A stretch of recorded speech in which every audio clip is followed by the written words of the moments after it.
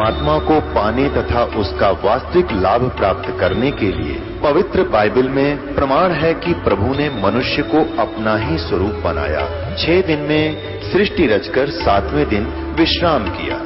कुरान शरीफ में प्रमाण है कि हजरत मोहम्मद को खुदा स्वयं कह रहे हैं कि मैंने तुम्हें उस परमात्मा की महिमा बताने के लिए भेजा है। वो परमात्मा कबीर है जिसने 6 दिन में सृष्टि रची तथा 7वें दिन तख्त पर जा विराजा। उसकी खबर किसी बाखबर से पूछकर तो देखो।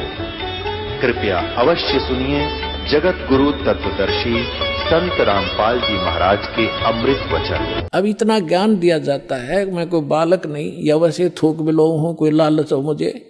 2 रोटी भगवान ने दे रखी थी, जेई की नौकरी थी, बढ़िया काम चल रहा था। परमात्मा ने पहले भी ठीक से घर में गुजारा ऐसे जन्म दे रखा था जहाँ रोटी टाइम पर ठीक मिले थी। तो दास ने पता चला कि मेरे जैसे दुखिया सारे ही हैं जिनको भगवान की चाह हर धक्के खा रहे हैं। मुझे पता लग गया तो सबको आवश्यकता इस भगवान की, इस ज्ञान की। तो इसलिए दास ने इस पर कदम उठाया। तो इस प्रकार जैसे आप जो सफल होगे। और एक बात और ध्यान रखना, आप यहां केवल उसी उद्देश्य को लेकर ना आना कि जैसे रोगी है वो रोग ही स्वस्थ हो, जिसको पुत्र की संतान नहीं है वो संतान ही हो तो बात बने। अगर संतान भी आपको आवश्यक होगी देनी तो यही मिलेगी, पृथ्वी पर कोई नहीं देगा आपने। और जो आपका रोग निवारण होगा तो यही होगा, पृथ्वी पर कहीं होगा भी नहीं, और होगा ही होगा। रोग तो निवारण होगा ही होगा। बाकी संतान भी परमात्मा अगर चाहेगा तो सब कुछ कर सकता है। उसका एक लंबा इतिहास है, फिर बताऊंगा, ऐसी बात नहीं। यहाँ हजारों ऐसे प्रमाण हैं जिनके 10-10 वर्ष, 12-12 वर्ष और 15-15, 20-20 वर्ष ब्याह न हो गए थे और बच्चा नहीं था। सारे सब आजकल तो सारे जो है ना भौतिक और सारे ट्रीटमेंट हैं, ये भी करवा के छक लिए थे मालिक ने, उनको भी संतान दे दी। ये तो कोई बड़ी बात नहीं है, लेकिन हमारा आपका मूल उद्देश्य मोक्ष हो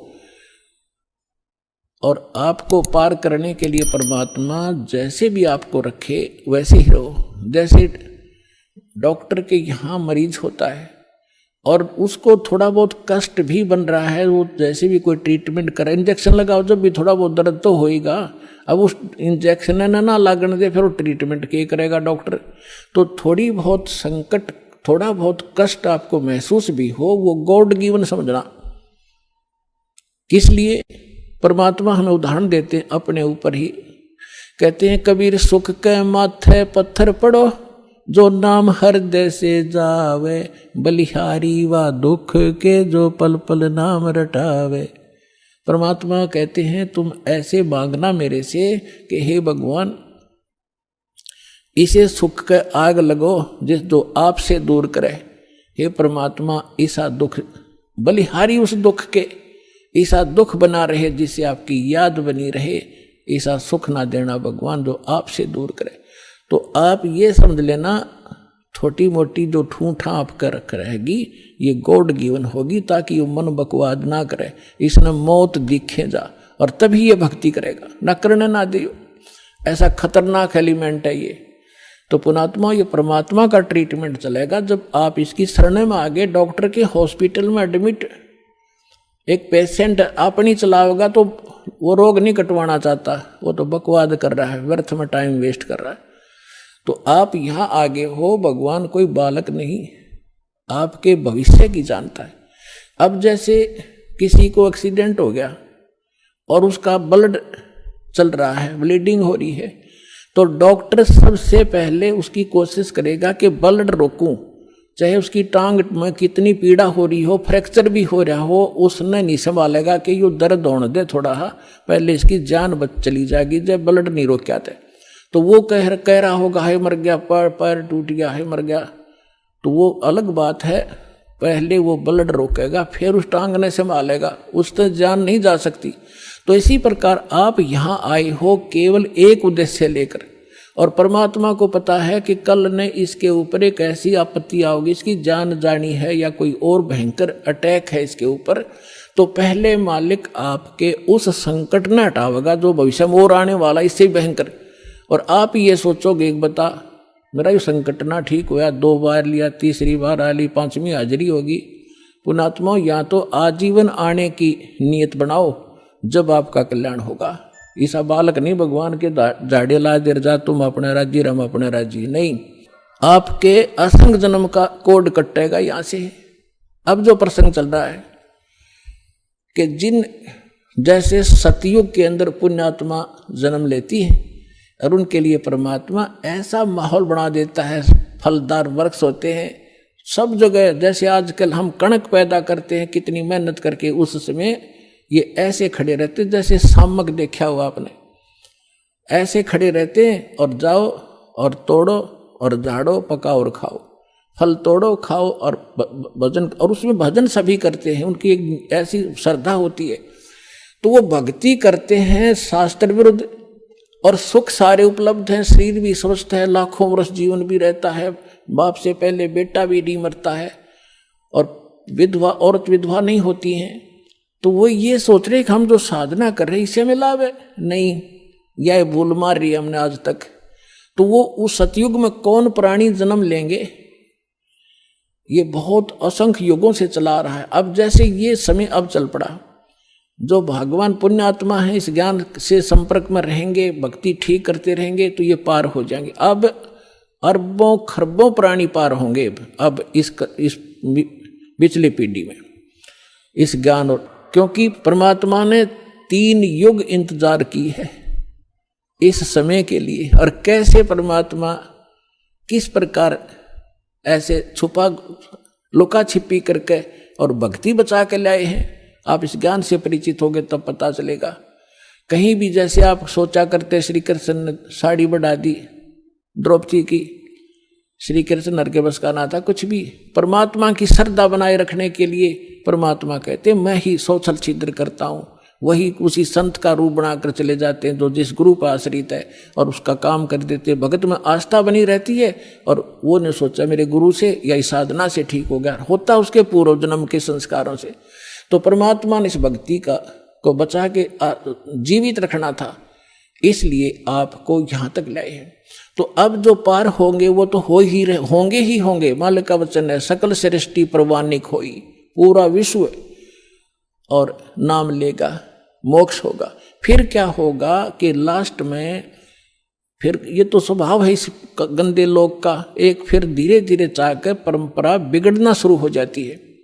तो उस समय लास्ट में जो भक्त भक्ति यही कर रहे होंगे लेकिन वो पार नहीं हो पाएंगे, उनकी संख्या भी थोड़ी नहीं होगी, बहुत लाखों और करोड़ों में होंगे जो पार नहीं हो सकेंगे, लेकिन भक्ति संग्रहित हो जाएगी उनकी जबरदस्त। तो वो फिर क्या करेंगे, काल के हाथ चढ़ेंगे।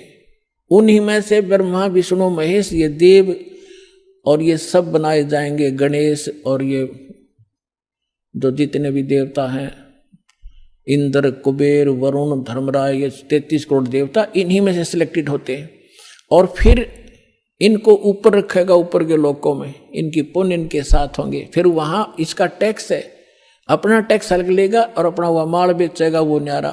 तो इनके पुण्य समाप्त जब हो जाएंगे फिर ये दोबारा सतयुग में जन्म लेंगे। वो पिछले वाले जो ऊपर लुटन लग रहे हैं वो इस सतयुग में आएंगे, और अब वाले फिर काफी वर्षों के बाद वो आएंगे फिर सतयुग में।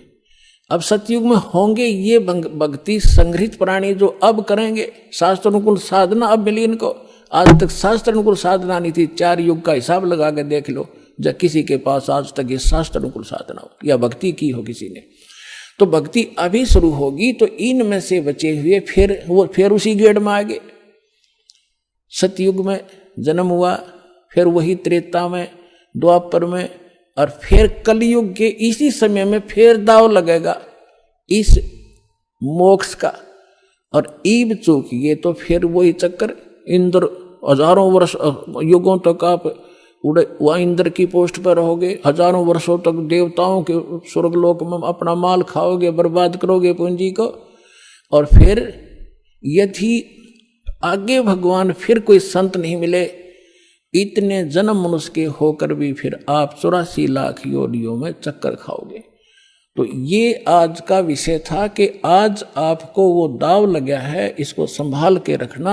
आपको मानव शरीर प्राप्त हुआ है, आपको 600 वर्ष पहले परमात्मा आए थे, तब भी आप मालिक के शरणों में थे। 64 लाख शेष थे, ये 64 लाख तक पहले आएंगे। उसके बाद फिर परमात्मा ने ये अपना प्रचार फैला दिया है। जैसे आपको बताया गया है कि ये वाणी उसको भी, जैसे कागभूषण की कथा सुनाई थी, 6 महीने कथा सुनकर उसका थोड़ा सा असर हुआ कि नाम ले लूं, तो ये इतना प्रचार होगा इस वाणी का, आंधी सी उठेगी। तो वो जो टर्न वाइज भी जिनका नंबर मनुष्य का आया है, वो कुछ दिन के बाद आ जाएंगे, शरण में आना पड़ेगा, और इस प्रकार ये सबका मोक्ष होगा। बोलो सतगुरुदेव। परमपिता परमात्मा पूर्ण ब्रह्म सारी सृष्टि के रचनहार कबीर देव कबीर साहिब कबीर परमेश्वर जी की असीम रजा से आप सभी पुण्यात्माएं परमात्मा की महिमा को सुनने के लिए उपस्थित हुए। आपके पुण्य संस्कार, आपके पूर्व जन्म के शुभ कर्म बहुत ही अधिक है, अत्यधिक है, तभी आपको परमात्मा की शरण मिली है। और ऐसे समय में आपका मानव शरीर है। ऐसे समय में परमात्मा ने यह समय पहले निर्धारित कर दिया था कि जिस समय 5500 वर्ष कलयुग बीत जाएगा, तब मैं अपना एक दास भेजूंगा। वैसे तो परमात्मा ने कहा है कि मैं स्वयं आऊंगा। परमात्मा स्वयं ना आए, अपना दास भेज दिया। प्रधानमंत्री स्वयं ना आवे हिसार में, अपना कोई रिप्रेजेंटेटिव भेज दे, तो एक का बात समझनी चाहिए, उसमें और प्रधानमंत्री में कोई अंतर नहीं होता। वो प्रधानमंत्री की सब पावर युक्त होता है और एक प्रांत को उस रिप्रेजेंटेटिव द्वारा मिलने वाली राहत पर्याप्त होती है। 600 वर्ष पहले परमात्मा ने अपनी प्यारी आत्मा धर्मदास जी को बताया था। पुण्यात्माओं, परमात्मा का विधान है कि वो अच्छी आत्माओं को मिलते हैं, उनको अपनी जानकारी देते हैं, अपने गवाह बनाते हैं। इस समय के लिए परमात्मा इस कलयुग के प्रारंभ में आए थे, प्रथम चरण में, और परमात्मा ने कलयुग को 3 चरणों में बांटा है।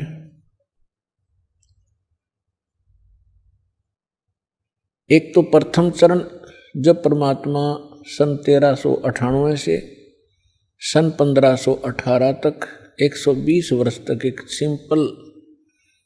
सिंपल मैन, सिंपल सिटीजन, आम नागरिक, साधारण नागरिक जैसा जीवन जी के उन्होंने हमारे लिए एक उदाहरण छोड़ा कि भक्तों, ये मेरी प्यारी आत्माओं, यदि आपने यहाँ से पीछा छुटवाना है तो यहाँ की सब बकवादों को सीमित कर देना, नहीं तो ये काल के, ये माया के चोज आपने असंख्यों बार किए हैं और ये आपको यहीं रख लेते हैं। और एक ये भी सिद्ध करना चाहा था परमात्मा ने कि ये ना समझना कि उस समय ब्राह्मण वर्ण जो था वो केवल भक्ति और ज्ञान प्रचार का अधिकारी माना जाता था, और हम यही मानते थे कि ब्राह्मण लोग ही भक्ति करते हैं, इन्हीं का अधिकार है, यही मोक्ष प्राप्त कर सकते हैं। तो परमात्मा ने सिद्ध किया था कि उस समय छुआछूत बहुत ज्यादा थी और जुलाहा जाति को बहुत ही हेय माना जाता था। शूद्र वर्ण में गिने जाते थे। परमात्मा ने यह सिद्ध करना चाहा था कि जाति और मजहब परमात्मा के पाने में कति आड़े नहीं अड़ता। वो ना सहयोगी है न बाधक है। पूर्ण संत प्राप्त हो, सच्ची श्रद्धा से जो सत साधना करेगा, चाहे वो किसी वर्ण में जन्मा हो, अमीर हो या गरीब हो, निर्धन हो, सभी परमात्मा प्राप्ति कर सकते हैं और परमात्मा सबको सामान्य लाभ देगा। यदि राजा भक्ति कर रहा है और साथ में एक रंग कर रहा है, जब आध्यात्मिक सत्र का जो सहयोग होगा, परमात्मा दोनों को सामान्य देगा, कोई अंतर नहीं होगा। तो इसी प्रकार परमात्मा ने ये सिद्ध करना चाहा था कि टोटे में भक्ति करे सोए सही सपूत, ये मायाधारी मस्करे है न जाने कितने जालिए ऊत। टोटे में भक्ति करे, निर्धन दारिद्र होकर भी परमात्मा की आस्था जिसमें है, सोए सही सपूत, और ये मायाधारी मस्करे ना जाने कितने जालिए ऊत, रावण जैसे। और परमात्मा कहते हैं राजा हो भाਵੇਂ रंक हो, निर्धन हो या धनवान हो, इंसान हो, स्त्री या पुरुष हो, परमात्मा प्राप्ति कर सकता है यदि उसको सतगुरु मिल जाए। तो पुण्यात्माओं, आप उन पुण्यात्माओं में से हैं जो आपको सतगुरु भी मिल गए। अब यदि अब भी पार नहीं होगे तो फिर आपकी अपनी नालायकी होगी, परमात्मा ने रजा में कसर नहीं छोड़ी। तो पुण्यात्माओं, ये समय बहुत पहले निर्धारित किया था परमेश्वर ने, और काल ने अपना जाल फैलाया था। जब कबीर परमेश्वर से धर्मदास जी ने पूछा कि हे दीनदयाल, आपने जो कथा सुनाई है सृष्टि रचना की, और इसको सुनकर तो ऐसा लगता है कि हम महाअपराधी और कमीने जीव हैं। हम भरी थाली का ठोकर मार के सुख सागर को छोड़कर इस गंदे तालाब में, आप इस ओछे जल में आ गिरे। आपके साथ हमने बहुत चीटिंग करी। हे दीनदयाल, आपने कैसे रहम किया हमारे ऊपर, आपने फिर भी आ संभाले। कितने दयालु हो आप, हमने कैसा जुल्म किया आपके साथ विश्वासघात किया। तब परमात्मा ने कहा कि धर्मदास, माता पिता के पुत्र या पुत्री कितने निकम्मे हो जा, फिर भी वो चाहता है कि ये कभी सुधर जा और मेरे पास आ जाए तो मैं उनको सर्वलाभ दूं। अब ये सभी मेरी आत्मा है, मेरे से उत्पन्न है, मेरे शरीर से निकली है। परमात्मा ने अपने वचन से सभी की उत्पत्ति की है। अब हम परमात्मा के पेट से बाहर आए हैं, और जो भी माता अपने बच्चे को, बेटा या बेटी को जन्म देती है, उसको कितने प्यारे होते हैं। दास ने देखा एक माई का पुत्र बिल्कुल जन्म से अपाहिज था, लाल गिरती रहती थी, ऐसे बांगा टेढ़ा मुख था, और वो माँ उसको इतना प्यार करती थी, लाड करती थी, उसकी लार धोके और चूमती थी, प्यार करती थी। तो पुण्यात्माओं, हम उस परम पिता की आत्मा है जो हमारे लिए भटक रहा है। हम कितने निकम्मे हैं, कितने नालायक हो गए, फिर भी उसके हृदय में हमारी न्यारी कसक है। हमने क्या गलती की थी, ये सृष्टि रचना के द्वारा आपको बहुत बार बता रखी है। आज विषय दूसरा है, इस करके थोड़ा सा हिंट देंगे, जिसमें परमात्मा ने सतलोक, अलखलोक और ऊपर के अगम और अनामी लोक सभी उत्पन्न कर दिए अपने वचन से, अजर अमर। और परमात्मा ने सबसे पहले 16 पुत्रों की उत्पत्ति की, उससे पहले 16 द्वीप उत्पन्न किए, उनमें सबको रहने को कहा। उनमें से एक पुत्र अचिंत था, उससे कहा कि आप सृष्टि रचना करो, शेष उसको अपनी सामर्थ्य का आभास कराना था कि तुम कितने सक्षम हो और क्या कर सकता है प्राणी परमात्मा के अतिरिक्त। तो उसने अपने वचन से अक्षर पुरुष की उत्पत्ति की। श्रीमद् भगवत गीता अध्याय नंबर 15 के श्लोक नंबर 16 और 17 में 3 पुरुष हैं, सरपुरुष, अक्षर पुरुष और उत्तम पुरुष है तो अन्य, उसको परम अक्षर पुरुष यानी परम अक्षर ब्रह्म कहते हैं, जो श्रीमद् भगवत गीता अध्याय नंबर 7 के श्लोक 29 में गीता ज्ञानदाता कहता है कि अर्जुन, जो व्यक्ति जरा और मरण से छूटने के लिए ही प्रयत्नशील हैं, उससे मोक्ष पाना चाहते हैं वृद्धावस्था से और मृत्यु से, वो उस तत्परम से परिचित हैं, संपूर्ण अध्यात्म ज्ञान से परिचित हैं और सब कर्मों से वो वेल नोन है। वही लोग यहाँ से निकलने की, मृत्यु से और जरा यानी बुढ़ापे के दुख से छूटने का प्रयत्न करते हैं, तो वो उस तत्परम से परिचित होते हैं। अर्जुन ने 8वें अध्याय के प्रथम मंत्र में पूछा कि वो तत्ब्रह्म क्या है। गीता ज्ञानदाता ने 8वें अध्याय के 3रे श्लोक में कहा कि वो परम अक्षर ब्रह्म है, यानी गीता ज्ञानदाता से अन्य है वो समर्थ शक्ति। तो 15वें अध्याय के गीता जी के 16 और 17 श्लोक में 3 पुरुष हैं, सरपुरुष, अक्षर पुरुष, और 17वें श्लोक में कहा कि उत्तम पुरुष है तो अन्य है। इन दोनों से, सरपुरुष और अक्षर पुरुष से वो श्रेष्ठ परमात्मा, उत्तम पुरुष, पुरुषोत्तम तो कोई और है, और वही तीनों लोकों में प्रवेश करके सबका धारण पोषण करता है। वो वास्तव में अविनाशी परमेश्वर है। तो अचिंत ने अक्षर पुरुष की उत्पत्ति की, और अक्षर पुरुष वहाँ एक सरोवर है, मान सरोवर, अमृत से भरा हुआ, उसमें जाके सो गया, गहरा चला गया। वहां श्वासों से जीवन नहीं है। काफी समय तक वो बाहर नहीं आया। आपको थोड़ी सी सृष्टि रचना का हिंट देकर आज का जो विषय है वो फिर चलेगा। अचिंत ने देखा अक्षर पुरुष सरोवर के अंदर, निद्रा के अंदर, गहरी निद्रा में सो रहा है, और अक्षर पुरुष के बिना अचिंत सृष्टि नहीं कर सकता।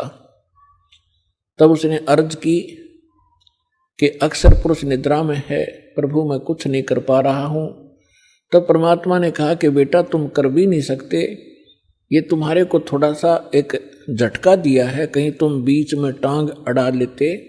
परमात्मा ने ये सिद्ध कर दिया कि समर्थ का काम समर्थ ही कर सकता है, और दूसरा कोशिश करेगा तो वो मार ही खाएगा। तब परमेश्वर ने उसी सरोवर से थोड़ा सा जल अपनी आचमन में लिया, अपनी शब्द से उसको अंडा बना दिया। अंडे में अपने वचन से, अपने ही अंदर से एक आत्मा उसमें प्रवेश कर दी। उस अंडे को बहुत बड़ा आकार का अंडा बना दिया, उसको उसमें छोड़ दिया। सरोवर में गड़गड़ गड़गड़ करता हुआ वो नीचे गया। तो उसकी गड़गड़ाहट सुनकर अक्षर पुरुष की निद्रा खुल गई। और किसी को कच्ची निद्रा से जगा दिया जाए तो उसमें थोड़ा सा क्रोध होता है। उसने क्रोधवश उसको देखा कि किसी ने मेरी निद्रा भंग कर दी, तो वो कोप उस अंडे पर टकराया, उससे अंडा फूट गया। उसमें से ये सरपुरुष निकला, सरपुरुष।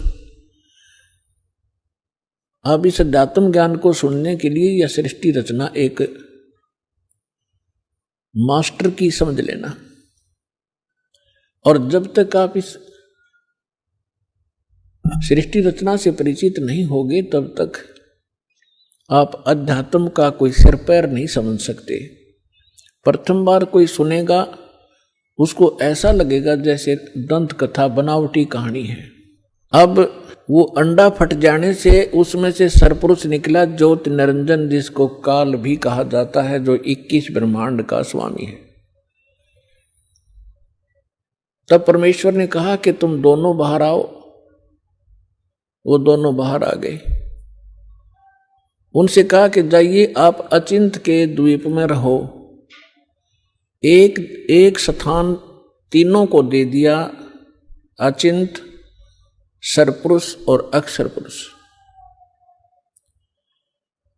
उसके पश्चात परमेश्वर ने स्वयं शेष रचनाएं की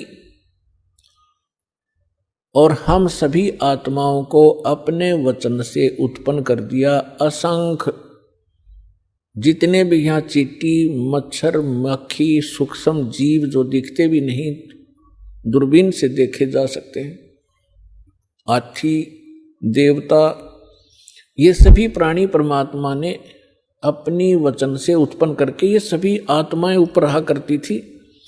हम सभी की वहाँ सृष्टि थी, परिवार था और बहुत सुंदर महल, बड़े बड़े बगीचे, प्रत्येक के महल के आसपास बहुत बहुत सुंदर आगे पार्क हैं, फल फ्रूट वहाँ पर लदपद रहते हैं, मेवा लदपद रहती है, सदाबहार वृक्ष हैं, सदाबहार बाग बगीचे हैं। तब परमात्मा ने हम सबको उत्पन्न किया, हम अलग अलग रहने लगे और हमारा वहाँ पर एक परिवार बन गया। जैसे आपका यहाँ परिवार बन गया, ऐसे वहाँ भी आपका ऐसे सुंदर परिवार था। प्यार से रहते थे, कोई तकलीफ नहीं, किसी वस्तु का अभाव नहीं, कोई काम नहीं। तो फिर कुछ समय के उपरांत काफी समय बीत गया था, तो इस ज्योत निरंजन सरपुरुष के मन में एक खुरापात उत्पन्न हुआ। इसने सोचा हम तीन तो एक स्थान पे एक ही प्लाट में रह रहे हैं, द्वीप में, और शेष मेरे भाई अब अलग अलग द्वीपों में रह रहे हैं, तो मैं अलग से द्वीप प्राप्त करूंगा। इसने अलग से स्थान प्राप्ति के लिए तप शुरू किया, एक पैर पे खड़ा होकर। एक पैर पे खड़ा होकर के इसने तप किया, कभी उस पैर को रख ले, कभी उसको, और हम फिर इसके जाल में कैसे फंसे। हम इस ज्योत स्वरूपी निरंजन को देखने लगे और इसके इस ड्रामे को, इस एक्टिंग को, इस तपस्या को हम देखकर प्रभावित हो गए और ये सोचने लगे बड़ा कमाल कर दिया इसने, एक पैर पर खड़ा है, ओहो कितने युग बीत गए, कितना समय बीत गया। तो ये समझ, आज हमारे अंदर भी एक ऐसी प्रेरणा, ये धारणा या कमजोरी आज भी विद्यमान है। जैसे कोई एक्टर, कोई हीरो या हीरोइन, अभिनेता, अभिनेत्री, आप उसको देखते हैं, फिल्म वगैरह देखते हैं उनकी, तो उनसे इतने प्रभावित हो जाते हैं ये जवान नौजवान बच्चे, लड़के या लड़कियां, और वो कभी यहाँ आजा बरवाला में या हिसार में, तो ये नादान बालक है, उसको देखने के लिए वहां कई हजारों की संख्या में इकट्ठे हो जाएंगे और वो अपनी रोजी रोटी के लिए चटक मटक करते हैं और ये फजूल में मुफ्त में डले ढोने के लिए उसको देखने जाते हैं, उन पर इतने आसक्त हो जाते हैं और उनको अपना फेवरेट हीरो और हीरोइन बोलते हैं। मैं बताऊं, उनसे लेना एक ने देने दो, वो उनको बता टिंडे देंगे, वो अपने लिए नाचें कूदें बकवाद करें, दो पैसे इकट्ठे करने की खातिर, और ये मुंह बाएं देखें जहाँ उसकी खातिर वो खड़ी इतने किलोमीटर पे। तो ये कमजोरी हमारे वहाँ हुई थी। हमें सारी सुविधा वहाँ प्राप्त थी, हमारा समर्थ भगवान हमारे को सब सुविधाएं दे रहा था और उस सुविधाओं को भूलकर, परमात्मा के एहसान को भूलकर हम इस नीच को देखने लगे, इस काल को। हम इस पर आसक्त हो गए जैसे ये बच्चे हो जाते हैं एक्टर्स पर। परमात्मा ने बहुत बार आकाशवाणी की कि बच्चों इसके इस ड्रामे न मत देखो, मस्त रहो तुम। हम ऊपर से सावधान हो गए जैसे हम बिल्कुल नहीं चाहते, पर अंदर कसक बहुत ज्यादा बन गई। वो तो अंतर्यामी है, हमारी सारी बात जानते थे कि अब ये गए काम तय। जब उसने 70 युग तक तप किया, तब परमेश्वर ने पूछा कि बोल ज्योत निरंजन, आप क्या चाहते हो, क्यों ऐसा ये हठ कर रहे हो। तब उसने कहा, पिताजी मेरे लिए ये स्थान बहुत कम है, मुझे कोई अलग स्थान दे दो, मैं अपना अलग स्थान चाहता हूं। परमात्मा ने कहा, ठीक है भाई। तब से राज मदमानम और जन्म तीसरे शुक्र सवानम, तेरे इस तप के कारण मैंने तुझे 21 ब्रह्मांड का राज दे दिया। जैसे एक धनी पिता अपने पुत्र को उसके हिस्से के 21 प्लाट दे दे खाली। अब उन ब्रह्मांडों को पाकर ये कभी उसमें जा रहा है, कभी उसमें कूद रहा है, सारे नाच कूद कर इसने सोची कि इसमें कुछ कंस्ट्रक्शन भी चाहिए। अब वो समर्थ है, सबका सब सारे मटेरियल उस परमात्मा से उपलब्ध हो सकते हैं। इसने फिर तपस्या की, 70 युग फिर तप किया। हम फिर भी इसको बहुत ज्यादा चाह रहे थे, ऊपर से सावधान थे पर अंदर से कसक गजब की थी। तब परमेश्वर ने पूछा, भी बोल क्या चाहता है ज्योत निरंजन, अब तुझे और क्या चाहिए। तब इसने कहा कि भगवान परमात्मा, हे पिताजी मेरे लिए मुझे कुछ कंस्ट्रक्शन करने का मटेरियल सामग्री दे दो। तब परमात्मा ने इसको 5 तत्व और 3 गुण दे दिए और कहा, ले बेटा खेल खिलौनों से। इनको पाकर के इसने फिर सोचा कि अब मैं इसमें कंस्ट्रक्शन भी कर लूंगा और फिर ये यहां मुझे अकेले का दिल लगे नहीं, इसके अंदर कुछ प्राणी चाहिए। इसने फिर से हठ योग शुरू किया। जब इसने तीसरी बार 64 युग तप किया तब परमात्मा ने पूछा कि बोल ज्योत निरंजन, तू क्या चाहता है। तो जो तूने मांगा मैंने दे दिया, अब क्यों हठ कर रहा है। तब इसने कहा कि प्रभु, हे परमेश्वर, हे पिताजी, मेरा अकेले का दिन नहीं लगता, कुछ आत्मा मुझे दे दो। परमेश्वर ने कहा कि देखो भाई, इस और तपस्या के लिए तू कुछ और मांग सकता है, अन्य तेरे को ब्रह्मांड दे दूंगा, लेकिन आत्मा नहीं दे सकता,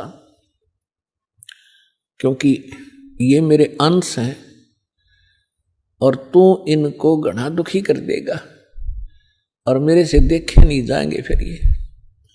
तब इसने कहा था, नहीं पिताजी, मैं सत्य का राज करूंगा, जो जैसा कर्म करेगा मैं वैसा ही फल दूंगा, मैं कोई अत्याचार अन्याय नहीं करूंगा।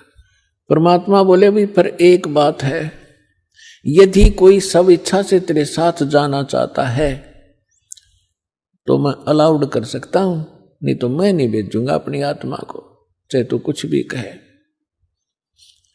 तो हम पहले से ही जो यहां आकर फंस गए, गधे कुत्ते सुअर मच्छर माखी सांप बिच्छू बनकर धक्के खा रहे हैं, हम पहले से इस पर आसक्त थे।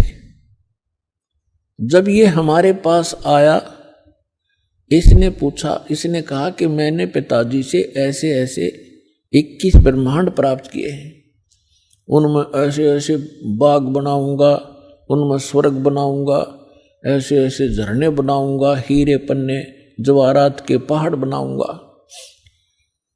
क्या तुम मेरे साथ चलोगे। हम तो पहले ही आसक्त थे। हमने कहा कि यदि पिताजी आज्ञा दे देंगे तो हम चल पड़ेंगे, हम तैयार हैं। इसने पिताजी के पास, परमेश्वर के पास जाकर कहा कि हे भगवान, कुछ आत्माएं मेरे साथ चलने को तैयार हैं। तब परमात्मा ने कहा कि ऐसे नहीं, मेरे सामने स्वीकृति जो करेगा मैं उसको भेज सकता हूं। अपनात्माओं, एक समस्या और आती है, क्योंकि हम इस नए ज्ञान में सुनते हैं तो हमारे अंदर इतनी शंकाएं उत्पन्न हो जाती हैं, जैसे सावन के महीने में घास फूट जाया करे, निरी शंकाएं पैदा होंगी। पर शंका का समाधान इस सत्संग से होगा, सुनते ही रहना, सुनते ही रहना, अपने आप सेटिंग हो जाएगी।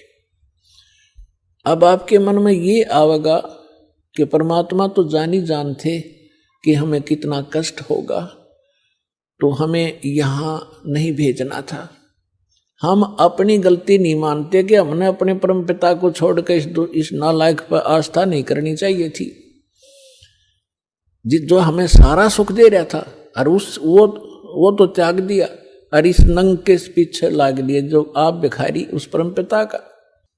अपने आत्माओं, दूसरा ये एग्जाम्पल समझिए कि जैसे सेब विक्रेता होता है, उसको सेब कितनी प्रिय होती है, कितनी कॉस्टली होती है।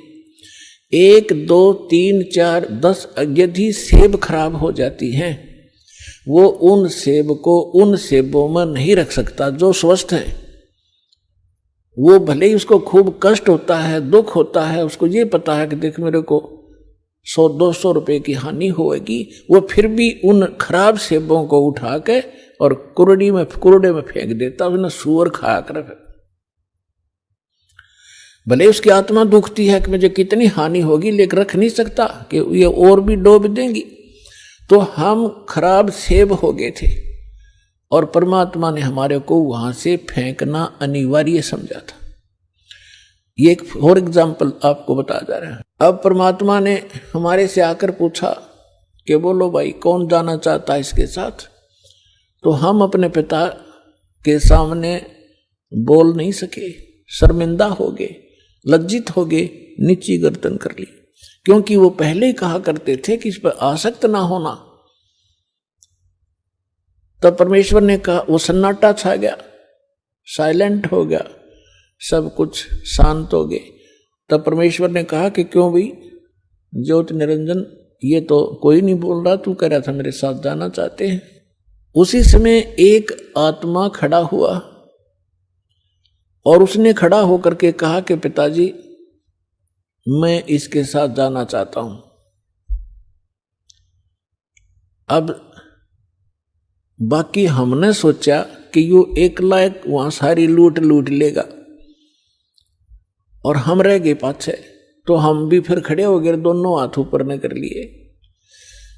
सारे के सारे जितने असंख्यों अनगिन जीव यहां आ फंसे।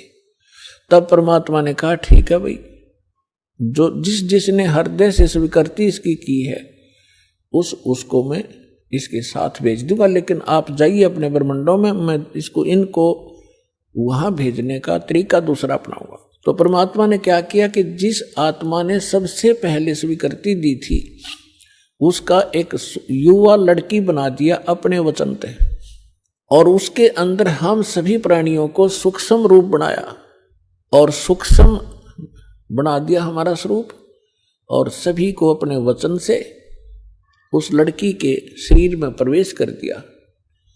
अपनात्माओं, अब वैज्ञानिक तरीके से आप अच्छी तरह समझ सकते हो कि हमारे ब्लड के अंदर कितने जीवाणु हैं।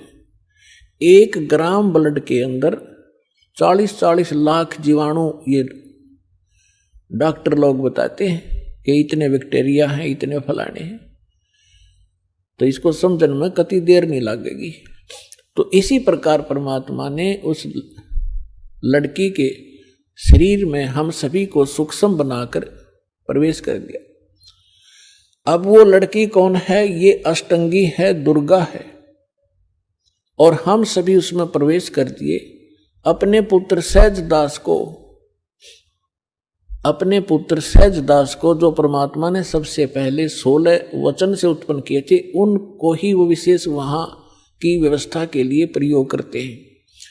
तो सहज दास को कहा कि जा इस अपनी बहन को ले जा और इस ज्योति निरंजन के पास उसके ब्रह्मंडों में छोड़िया, और उसको बता देना कि मैंने इस लड़की को, बेटी को एक वचन पावर दे दी है, जितने जीव वो कहेगा या उत्पन्न कर देगी वचन से, और जितनी आत्माओं ने तुम्हारे साथ जाना चाहा था इसके शरीर में प्रवेश है। सहजदास ने जाके सब कथा सुना दी और लड़की को छोड़कर वापस आ गया। अब ज्योति निरंजन के मन में ये दोष आया, अकेली युवा लड़की को देखकर इसने यह एक और भयंकर गलती कर दी। ये विषय वासना वश होकर लड़की के साथ दुराचार करने की चेष्टा करने लगा। तब लड़की ने कहा कि ज्योति निरंजन, देखो आप पिता के वचन से उत्पन्न हुए अंडे से, आप मेरे बड़े भाई हो, उसके बाद हमारी उत्पत्ति उसी परमेश्वर ने की है। मैं आपकी बहन और आप मेरे बड़े भाई, ये दुष्कर्म ना करें। मेरे को परमात्मा ने वचन दिया है, वचन शक्ति दे रखी है, जितने जीव आप कहोगे नर और मादा, मैं वचन से उत्पन्न कर दूंगी। लेकिन उसने एक नहीं सुनी और उसी समय उसने उस लड़की को, परमात्मा ने एक और रजा बख्शी थी कि उस लड़की को प्रजनन इंद्री नहीं लगाई थी। बाकी शेष सब फीचर्स जो थे वो सब लड़की वाले थे। तो उसने अपनी नख रेखा से, नाखूनों से प्रजनन इंद्री बना ली। अब लड़की ने देखा कि जुल्म करेगा, मेरी इज्जत लूटेगा, तो उसने एकदम सूक्ष्म रूप बनाया और वो जो ही उसके साथ दुराचार करने की स्थिति में हुआ, मुंह खोला बकवाद के लिए, उसके मुख के माध्यम से पेट में चली गई। और वहां जाकर के उसने पुकार किया कि हे पिताजी मेरी रक्षा करो, मेरे साथ इसने ऐसा दुर्व्यवहार किया। परमात्मा को पता था कि तुमने यही टिंडे देगा यूं, उनको पहले ही मालूम था। हो गया शुरू ड्रामा इसका। तब अपने पुत्र जोगजीत का रूप बना के, जो प्रथम 16 उत्पन्न हुए थे, उन्हीं के रूप में परमात्मा यहां आते हैं और उसके लोक में भी जोगजीत रूप बनाकर गए थे। और वहां प्रकट होकर के कहा कि ज्योति निरंजन सुन दे अब वचन परमात्मा का, तूने एक महान दोष कर दिया इस सच्चे लोक में, और ऐसे सच्चे लोक में ऐसे जुल्म करने वाले को ये दंड लगता है, ये दोष लगता है, अपराध लगता है, उसको एक रोग लगता है। आज से तेरा नाम काल होगा। लड़की को तूने बदतमीजी से दुखी किया और तेरे पेट में ये चलेगी, तूने इसको निगल लिया और 1 लाख मानव शरीरधारी प्राणी तू डेली खाया करेगा और 1.25 लाख उत्पन्न किया करेगा। उसके पेट को चाक किया परमात्मा ने अपने नाखून से, लड़की को बाहर निकाल दिया और कहा कि आज से तुम यहां नहीं रहोगे, इन 21 ब्रह्मांड को लेकर तुम दोनों यहां से चले जाओ मेरी आंखों के सामने से। अब ज्योति निरंजन ने बहुत फिर बाद में अपनी गलती का आभास भी हुआ और कहा भाई मुझे माफ कर दे, पिता से मुझे क्षमा करवा दे। वो अपना भाई समझ रहे थे, जोगजीत समझ रहे थे वो स्वयं परमात्मा। तब परमेश्वर ने कहा कि बस और फालतू बात मत करे और यहां से अति शीघ्र निकल जा। इतना ही कहा था, उसके 21 ब्रह्मांड विमान की तरह खिसक चले पड़े बहुत ही गति से, और सतलोक से 16 शंख कोश की दूरी पर आकर परमात्मा के विधान अनुसार ये यहां चक्कर लगाने लगे। 16 शंख कोश की दूरी पर सतलोक से ये हम यहां बैठे हैं। नील पद्म शंख, जैसे हम गिनते हैं ना 1000, 10,000, लाख, करोड़, 10 करोड़, अरब, 10 अरब, खरब, 10 खरब नील, 10 नील पद्म, 10 पद्म फिर शंख। तो ऐसे 16 शंख कोश, एक कोश के अंदर लगभग 1.5 मील होता है और 1 मील में लगभग 1.5 किलोमीटर होता है, यानी लगभग 3-3.25 किलोमीटर एक कोश में होते हैं। तो 48 शंख किलोमीटर की दूरी पर हम सतलोक से यहां आ गए, ये काल और ये दुर्गा। अब यहां करके इसने सोचा, इसने फिर वह बकवाद शुरू करी। लड़की ने फिर कहा कि ज्योति निरंजन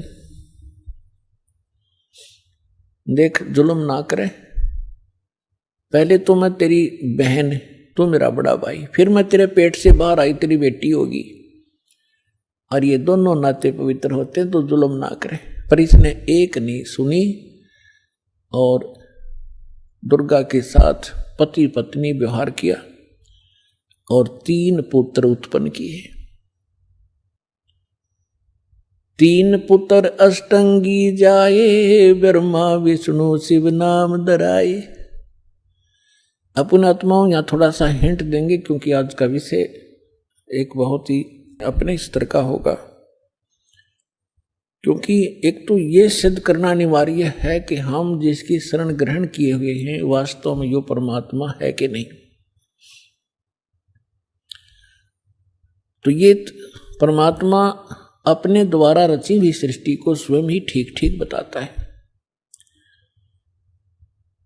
और उस परमेश्वर ने अपनी रचना को, अपनी सृष्टि रचना को आप ही आके बताया है। आज तक ब्रह्मा विष्णु महेश की कोई उत्पत्ति करने वाला आदमी नहीं था। ऋषि वह ऋषि, चाहे कोई कितना विद्वान पाक रहा था। फिर क्या हुआ, अब थोड़ा सा ये मौखिक बता के फिर आपको शास्त्रों में दिखाऊंगा, तब आपका विश्वास दृढ़ होगा। आइए अब हम उन श्रद्धालुओं के अनुभव जानते हैं जो जगत गुरु तत्वदर्शी संत रामपाल जी महाराज जी से दीक्षा प्राप्त कर चुके हैं तथा उनके द्वारा बताए गए भक्ति मार्ग पर चल रहे हैं। नमस्कार सर। नमस्कार सर, क्या नाम है आपका? मेरा नाम गोपाल दास। सर, कहाँ के रहने वाले हैं आप? मैं उत्तराखंड नेपाल बॉर्डर। सर, संत रामपाल जी महाराज से नाम दीक्षा आपने कब ली? 1 मार्च 2009 को लिया था। सर, संत रामपाल जी महाराज से नाम दीक्षा लेने से पहले आप क्या भक्ति साधनाएं करते थे? सन 2000 से मुझे लगन लगी थी। याद है मुझे वो बम्बई में जब मैं सुनता था अडगड़ानंद स्वामी जी का, आसाराम जी का, तब से मुझे लगन लगी थी कि अब मैं पता करूंगा। इतनी लगन लग गई मेरी, अरे बाबरे बाबरे। मैं जितने भी संत दिल्ली बम्बई जहाँ हो उनको वहाँ जाके अटेंड करता था सत्संग सुनने के लिए, सिर्फ ओनली ड्यूटी में एब्सेंट करके 15-15 दिन। जैसे सतपाल जी महाराज का गुड़गांव में हो गया, 1 हफ्ता ड्यूटी में नहीं गया मैं। जैसे आसाराम जी का बम्बई में हो गया, मैं बम्बई जी में जाके अटेंड करता था। कृष्ण मिर्दुल जी बिंद्रावन के, उनको सत्संग सुनने के लिए मैं ड्यूटी एब्सेंट करके वहाँ जाता था। मैं पूजा भी करता था राम की।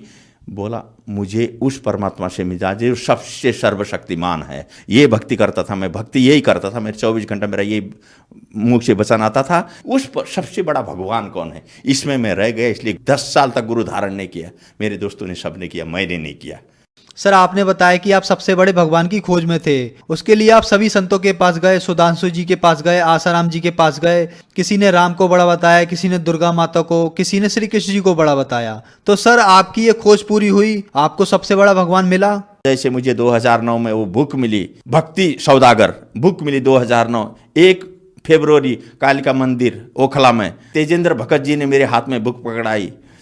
सेंट्रल बैंक का मैनेजर है वो आदमी, दिल्ली में। बुक पकड़े, जैसे मैंने वो बुक देखा, अरे तेरी 8-10 पेज क्या पढ़ा था मैंने। रात को फ़ोन किया उसको, हे भगवान, भगवान तो ये है भाई, मिल गया मुझे। अब पता चला ये तो इतने बड़े भगवान। उसको मैंने फ़ोन किया रात को, मुझे ले चलना है वहाँ आश्रम ले, जो अब पहला गुरु धारण करूँगा।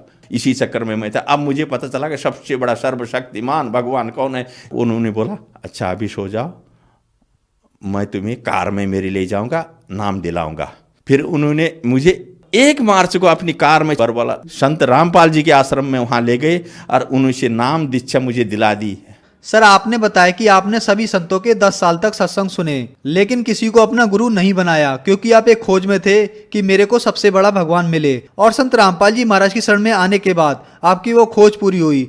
तो संत रामपाल जी महाराज से नाम दीक्षा लेने के बाद क्या आपको कोई लाभ भी मिले?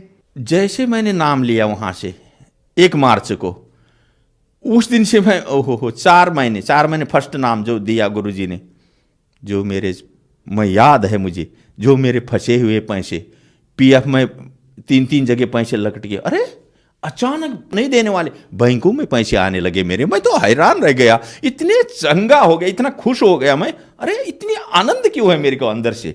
चारों तरफ से पैसे 3 जगह से बैंकों में पैसे आ रहे मेरे, जो कभी नहीं देने वाले थे वो भेज रहे हैं।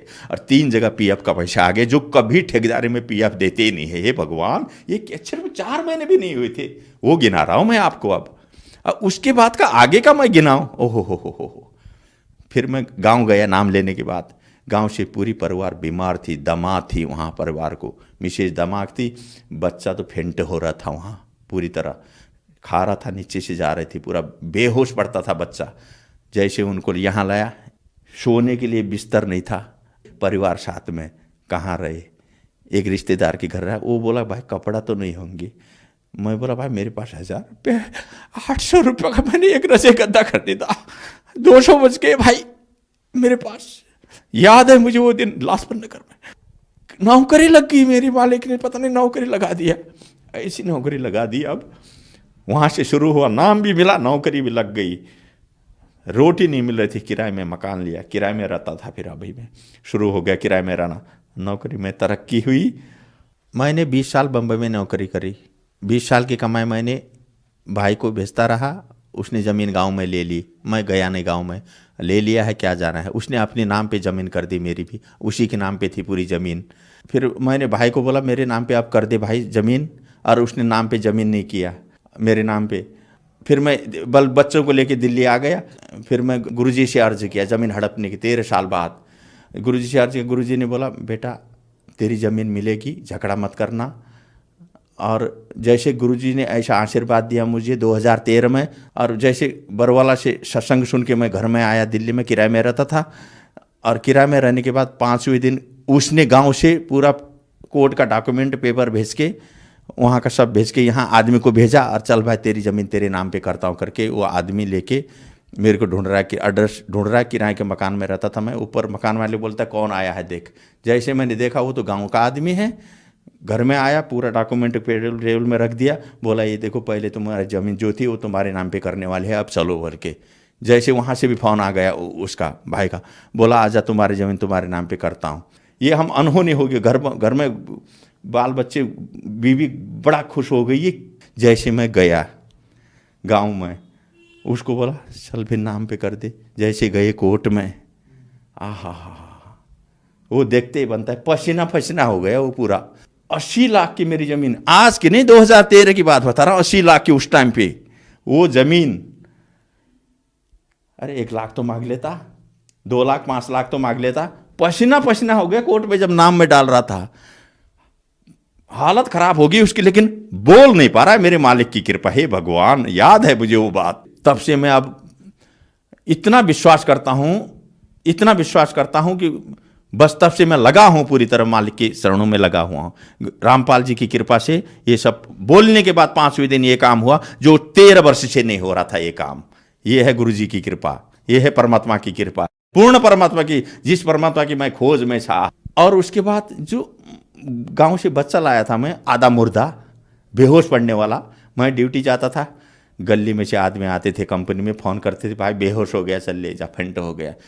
2-4 आदमी लग के हॉस्पिटल ले जाते थे। हमेशा की बात, कंपनी वालों ने भी देखा ये बात, फेंट हो जाता था पूरा तरह बेहोश, जो खाया यहाँ से निकलता था, बिल्कुल गिरा बेहोश हो, आँख सफ़ेद, घर में रो पड़ते थे सब, बीबी बच्चे अगल बगल वाले, सफ़ेद आँख हो गई, अरे होश नहीं आ रही है, ये कंडीशन था। 1 साल कलावती हॉस्पिटल में रहा वही बच्चा। फिर मैं गुरुजी के पास ले गया और नाम दीक्षा दिलाया उस बच्चे को भी। रामपाल जी गुरुजी मेरे भगवान ने आशीर्वाद दिया, याद है मुझे, ऐसे ले गया, आशीर्वाद दिया वो बच्चे को। उस दिन से वहीं पर बीमार कहाँ रह गई पता नहीं, तब से आज देखो 1st डिवीजन में पढ़ रहा है, हेल्थी है। बीमार नाम की चीज़ नहीं है, कहाँ उड़ गया वो बीमार, मैं बताओ। 1 साल से कलावती हॉस्पिटल में फेंट होने वाला बच्चा, ये है कमाल का प्रमाण, ये है पूर्ण परमात्मा की ताकत, याद है। दूसरा लाभ बताता हूं मैं आपको। नोटबंदी हो गई, 11 तारीख को मुझे कंपनी से पैसा लेके आया मैं, 40 नोट थे मेरे पास, 1000 के, 40,000 रुपये बैंक में रखने के लिए। रास्ते में गिर गए और 1.5 घंटा वहाँ लाइन पे लगा के, जैसे नंबर आया पैसा देखता हूँ पैसा नहीं है, हे मालिक ये क्या हो गया। वहीं पर अर्ज किया भगवान को, और मुझे पता है मालिक ने बोला था जब तक नियम और मर्यादा आपके पास है तो सब काम होंगे। और मैं नियम मर्यादा का पक्का ऐसे रहता हूँ, मैं जहाँ दुविधा हो मैं करता ही नहीं हूँ। इसलिए मेरे भगवान ने मेरी सुनी। रिटर्न आया 1.5 घंटे के बाद, रोड में, मेन रोड में, जहाँ गाड़ी चल रही थी, पैसे रखे हुए 40,000 की गड्डी उठाया, बैंक में जमा करके। हे भगवान, ये अब क्या बताऊँ मैं, 10,000 20,000 ऐसे कई केस है मेरे, ऐसे केस है, सब मालिक ने पूर्ति किया। सुख शांति। अब देखो मैं करोड़पति हूँ इस समय, जिसके पास 0 पैसा नहीं था। याद करो ये परमात्मा रामपाल जी की कृपा है भाई, ये पूर्ण परमात्मा कबीर साहब की, भगवान की कृपा है। ये देखो, एक दिन मेरे कंपनी में 10,000 रुपये वहाँ गिर गए थे बाथरूम में, सफाई वालों को मिला, उनसे पूछा मैंने, नहीं मिला। बोला जैसे मैं घर में आके 1.5 घंटे बाद जो जगाया, जिसको पूछ रहा था वो नहीं बोलने वाले ने, जो जगाते टाइम फ़ोन आ गया, फ़ोन उठाया, बोला तुम्हारे पैसे भाई मिल गए हैं, ले जाओ। ये होती है परमात्मा की कृपा, कोई दिखा नहीं सकता है। 7,000 का मोबाइल सफदरजंग हॉस्पिटल में, पीपल के पेड़ के पास खाना खाया, फोन उधर भूल गया। हे मालिक फोन जाने दो 7,000 का। रो के, याद है वो दिन मुझे अभी, रो के मैंने बोला मैं असुर निकंदन आरती कैसे करूं अब बताओ। ये इसमें मैं रह गया, मैं किस में करूं आप बताओ।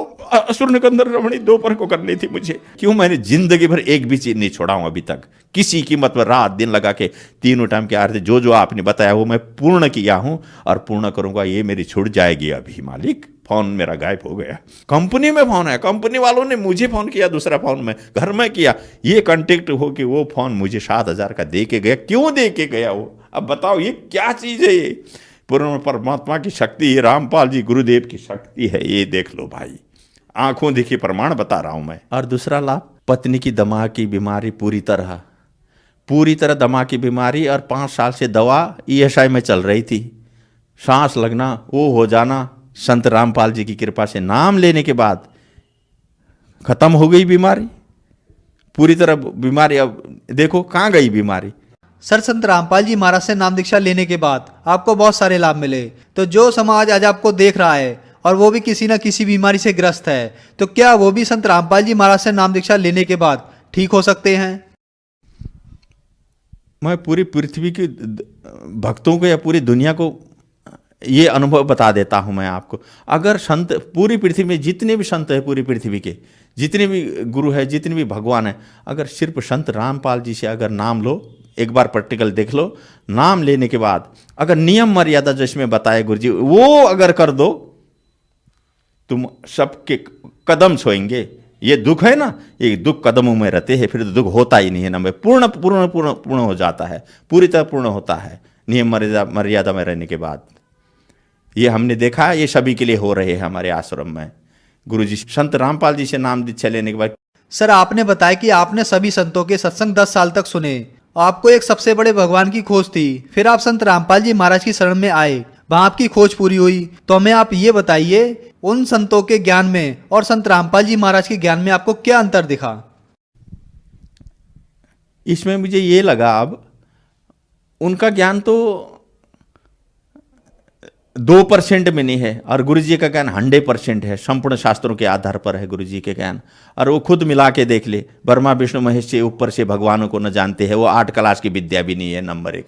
वो खुद जन्म मृत्यु के चक्कर में है वो भगवान। अब पूर्ण परमात्मा की बात तो बातें अलग हो गई, ऊपर के भगवान की बातें अलग है, क्षर अक्षर परम अक्षर, ईश्वर परम ईश्वर को तो कोई जानता है नहीं पृथ्वी में। संत जो गीता में पढ़े हुए है, गीता में पूरा लिखा हुआ है, 4 वेदों में है, गीता में है, बताओ इन ग्रंथों में लिखी हुई चीज को भी नहीं समझ पा रहे। इन संतों से क्या, इनको तो अपने ग्रंथों का याद नहीं है, इनको ग्रंथों का जानकारी नहीं है, नंबर 1। गीता के बारे में किसी संत को पता नहीं है, बताओ।